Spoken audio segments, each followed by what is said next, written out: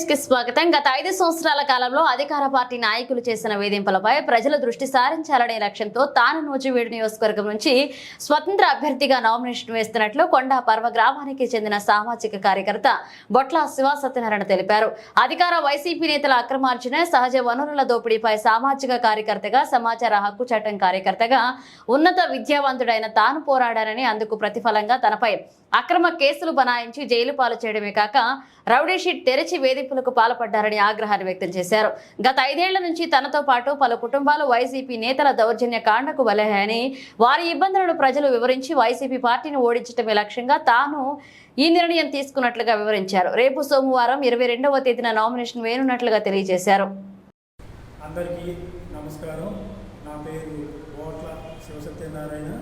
నేను సామాజిక కార్యకర్తని మరియు సమాచార చట్టం కార్యకర్తని. ఉమ్మడి కృష్ణా జిల్లా పరిధిలో గడిచిన 12 సంవత్సరాల కాలంగా నేను అనేక సేవా కార్యక్రమాలు, అనేక ఉద్యమాలు, పోరాటాలు, ముఖ్యంగా అవినీతి అక్రమాలపై నా వంతుగా నేను అనేక పోరాటాలు చేస్తూ ఉన్నాను. ఈ క్రమంలో 2020 ఆగస్టు నెలలో ప్రస్తుత పార్టీ, ప్రస్తుత ప్రభుత్వం ప్రశ్నిస్తున్నానని చెప్పేసి, పోరాడుతున్నానని చెప్పేసి, ప్రశ్నించే గొంతుకను తొక్కివేయాలి, అణిచివేయాలనే ఉద్దేశంతో 2020 ఆగస్టు నెలలో నా మీద అక్రమంగా కేసు పెట్టి జైలు పాలు చేయడం కూడా జరిగింది. కేవలం నేను ఒక్కడనే కాదు, నాలాగా మన రాష్ట్రంలో ఈ ప్రభుత్వం వచ్చిన ఈ 5 సంవత్సరాల కాలంలో కొన్ని వేల మంది, వందల మంది మీద అక్రమంగా కేసు పెట్టి జైలు పాలు చేసి, మరి కొందరం అయితే ఏకంగా ప్రాణం తీయడం కూడా జరిగింది.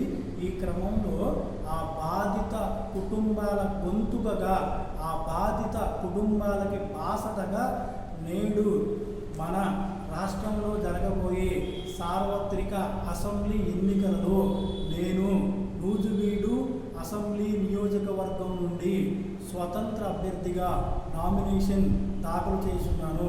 నా నామినేషన్ యొక్క ముఖ్య ఉద్దేశం, నాలాగా మన రాష్ట్రంలో ఎవరైతే బాధిత కుటుంబాలు, ఆ బాధిత కుటుంబాల భరోసాగా, ఆ బాధిత కుటుంబాలకి ఒక వెన్నుదన్నుగా నాకు జరిగిన అన్యాయం మరెవరికి జరగకూడదని, మరీ ముఖ్యంగా నేటి రాజకీయాలు చూసుకున్నట్లయితే మనకు చాలా హీనంగా ఉన్నాయి, దారుణంగా ఉన్నాయి. ముఖ్యంగా ఇటువంటి కుళ్ళు రాజకీయాలని సంస్కరించాలని, ముఖ్యంగా యువత రావాలని, యువత రాజకీయాల్లోకి వస్తేనే సమాజం మార్పు దిశగా పయనిస్తుందని చెప్పేసి సగర్వంగా నమ్ముతూ, ఒక నమ్మకంతో, ఒక ఆశతో, ఒక ఆశయంతో నేను ఈ సార్వత్రిక ఎన్నికలలో నూజివీడు నియోజకవర్గం నుంచి పోటీ చేస్తున్నాను.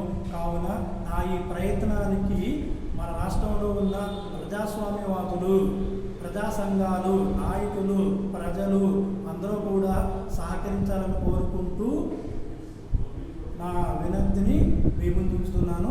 అందరికీ